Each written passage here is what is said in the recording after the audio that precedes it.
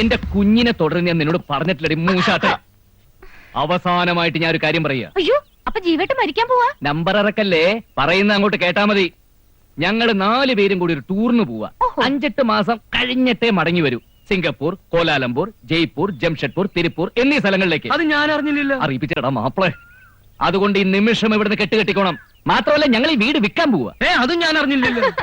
വെറ്റിലക്കാടൻ അച്ഛൻ പറഞ്ഞ പോലെ ഈ ജീവേട്ടനൊരു കിഴങ്ങൻ തന്നെയാ. എന്നെ ഇറക്കി വിട്ട് ഇതൊക്കെ വിറ്റിട്ട് കോലാലംപൂരിലേക്കല്ല, കോയമ്പത്തൂർ സെൻട്രൽ ജയിലിലേക്കാ നിങ്ങൾ 3 കൂടി പോവാ. കുട്ടി തിരിച്ച് ഓർഫനേജിലേക്കും. കേസ് IPC 312, 316 വഞ്ചന, ആൾമാറാട്ടം, കൃത്രിമ രേഖയുണ്ടാക്കൽ, പിന്നെ സെക്ഷൻ 218, അതായത് സ്ത്രീ പീഡനം. അതും സ്വന്തം ഭാര്യ. സ്വന്തം ഭാര്യയോ? അതെ, ഈ ഞാൻ. അയ്യടാ, നിന്നെ പോലത്തൊരു പീറ പെണ്ണ് പറഞ്ഞ ഏത് കോന്തനാടി വിശ്വസിക്കുക? കോന്തൻ വിശ്വസിക്കണ്ട, കോടതി വിശ്വസിച്ചോളും. അതിനുള്ള രേഖകളൊക്കെ എന്റെ കയ്യിലുണ്ട്. എന്റെ കയ്യിലുണ്ട് കൈരേഖ. പൊടി പുല്ലേ.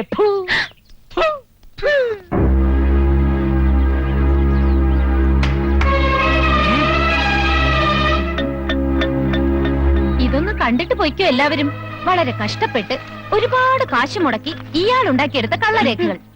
3 വർഷം മുമ്പ് നടന്ന നമ്മുടെ വിവാഹ സർട്ടിഫിക്കറ്റ് 1, എന്നെ ചികിത്സിച്ച ഗൈനക്കോളജിസ്റ്റിന്റെ സർട്ടിഫിക്കറ്റ് 2. ഇതൊക്കെ പോരെ മോനെ, ഏത് സുപ്രീം കോർട്ടിൽ എനിക്ക് വാദിച്ച് ജയിക്കാൻ. ഇത് നിന്റെ കയ്യിൽ എങ്ങനെ വന്നു? സോറി ഡിയർ, എനിക്ക് ആകെയുള്ള തുറുപ്പ് കുലാനാണ്.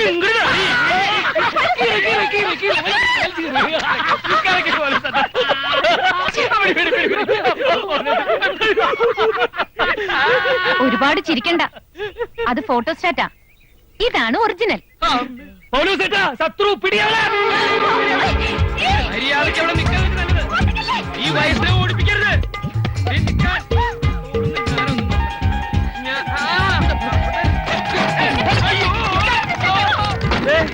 എന്റെ തലയിൽ വീഴാൻ പോണു. ഓ അയ്യോ,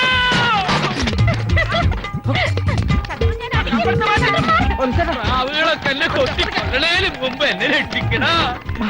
എന്തിനാ പിടിക്കാൻ പോയ? ഞാൻ വരണ്ടാ.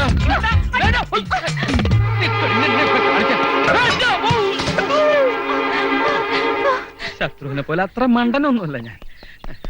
പടി. അയ്യോ, ആള് മാറിയതാടാ.